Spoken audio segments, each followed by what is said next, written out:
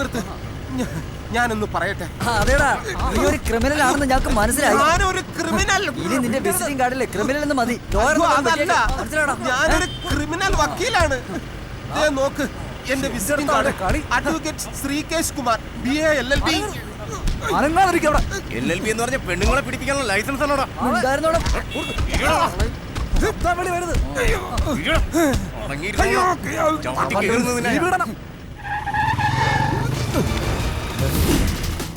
മാതൃക police station മാതൃക. അയ്യോ, ഇവിടെ എന്നെ കയറ്റരുത്. ഇവിടെ ഇരിക്കുന്നത് എന്റെ അളിയനാണ്.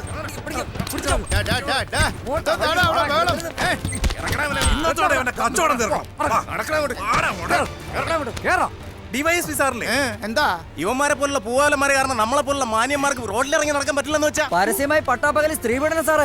ഇവൻ അങ്ങനെ വിടാൻ പാടില്ല. സ്ത്രീകൾക്ക് സ്വൈരമായി യാത്ര ചെയ്യാൻ പറ്റില്ലെന്ന് വെച്ചാ? ഓഹോ, സ്ത്രീപീഡനമാണല്ലേ സാറേ?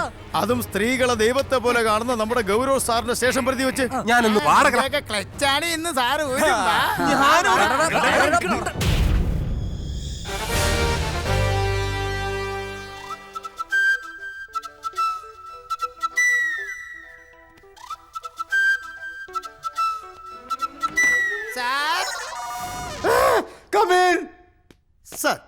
താനായിരുന്നു ലോക്കിയായിട്ട് കയറി വരണ്ടേ? സോറി സാർ, പുറത്തൊരു സ്ത്രീപീഡന കേസിലെ പ്രതിയെ കൊണ്ടുവന്നിട്ടുണ്ട്. ഇവിടുത്തെ പോലീസുകാർ പ്രതിയെ പിടിക്കാനോ? അല്ല സാർ, നാട്ടുകാർ പിടിച്ചോണ്ട് വന്നതാ. അങ്ങനെ പറയുള്ളൂ. ഈ നാട്ടുകാർക്ക് എന്തിന്റെ കേടാ? എടോ, പിടിച്ചാ പിന്നെ കോടതിയിൽ ഹാജരാക്കണം, എഴുത്തായി തെളിവെടുപ്പായി, കൊല്ലനെ കാണണം, എസ് ആകൃതിയിലും എക്സ് ആകൃതിയിലും കത്തിയുണ്ടാക്കണം.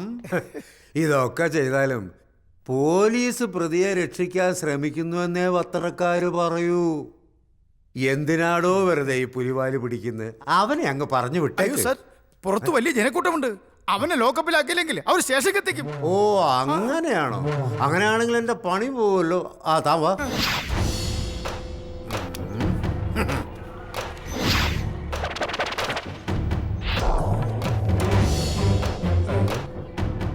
ഇവനാ സാർ. ഇതാ സാർ പീഡനവീരൻ. അറസ്റ്റ് ചെയ്യണം സാർ. അളിയൻ എന്നോട് ക്ഷമിക്കണം. ഇവരെന്നെ തെറ്റിദ്ധരിച്ചിരിക്കുകയാണ്. അളിയനാ? ആരാണ് നിന്റെ അളിയൻ? കേട്ടില്ല സാറേ അവന്റെ ധിക്കാരം. സാറിന്റെ മുഖത്ത് നോക്കി അളിയാന്ന് വിളിച്ച കേട്ടില്ല. ആ പരാതിക്കാരിയും കൂടെ ഇറക്കടാ. കൊണ്ടുവാ ഇങ്ങോട്ട്. എന്താ മോളെ കാര്യം പറ? സഹിക്കാൻ പറ്റാഞ്ഞിട്ട് ഞാൻ വീട്ടിൽ നിന്ന് ഇറങ്ങി പോന്നതാ. ചേട്ടനോട് ഞാൻ പലവട്ടം പറഞ്ഞതല്ലേ അവിടെ നിന്നാ ശരിയാവില്ല എന്ന്. വിളിച്ചു പറയാളിയാ, ഇവളെന്റെ ഭാര്യയാണെന്ന്. ഇവളും ഞാനുമായിട്ട് ചെറിയൊരു സൗന്ദര്യ പിണക്കം. അത് കോംപ്രമൈസ് ചെയ്യാൻ ഞാൻ ഇവളുടെ പിറകെ പോയപ്പോഴല്ലേ ഈ തെണ്ടികളെല്ലാം കൂടി എന്നെ പിടിച്ചു വലിച്ച് ഇവിടെ കൊണ്ടുവന്നത്. ഈ നിൽക്കുന്നത് DOSP. ഈ DOSPയുടെ സ്വന്തം സഹോദരിയാണ് ഈ നിൽക്കുന്നത്. ഈ സഹോദരി എന്ന് പറഞ്ഞാൽ എന്റെ ഭാര്യ, ഇതെന്റെ അളിയൻ. എല്ലാവർക്കും സമാധാനമായല്ലോ? എല്ലാരും പിരിഞ്ഞു പറയുന്നത് ശരിയാണോ സാർ? അങ്ങനെയൊക്കെ സംഭവിച്ചു പോയി. എന്നാ പിന്നെ നിനക്കത് നേരത്തെ പറഞ്ഞൂടെ? ഞാൻ നേരത്തെ പറയാം. നീയൊക്കെ എനിക്കൊരു ഗ്യാപ്പ് തരണ്ടേ? എല്ലാരും കൂടെ എന്നെ ഇടിച്ചോണ്ടിരിക്കല്ലേ. എല്ലാരും പിരിഞ്ഞു പോണം.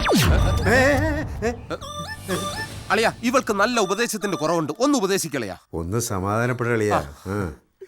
ഇപ്പൊ എങ്ങനെയുണ്ട് മോളെ? നീ പന്നി നിന്റെ പുറകിൽ നടന്ന് കയ്യും കാലും കാണിച്ചപ്പോ കെട്ടിച്ചു തന്നില്ലെങ്കിൽ തൂങ്ങിച്ചാവും നീ പറഞ്ഞില്ലേ? എന്റെ ഭാര്യ മാളവിക തടസ്സം പറഞ്ഞപ്പോ നീ അത് ചെവിക്കൊണ്ടില്ല. നീ അനുഭവിക്കും. ചേട്ടൻ എന്നോട് പൊറുക്കണം. കൂടെ കിടക്കുമ്പോഴല്ലേ രാപ്പനി ഉണ്ടെന്നറിയൂ. അത് ശരി. അപ്പൊ എനിക്ക് രാപ്പനി ഉണ്ടെന്നാണ് നിന്റെ കംപ്ലൈന്റ്. എന്റെ പൊന്നളിയ, ഇതുവരെ എന്റെ കൂടെ കിടന്നിട്ടുള്ള ഒരാണുങ്ങളും പറഞ്ഞിട്ടില്ല എനിക്ക് രാപ്പനി ഉണ്ടെന്ന്.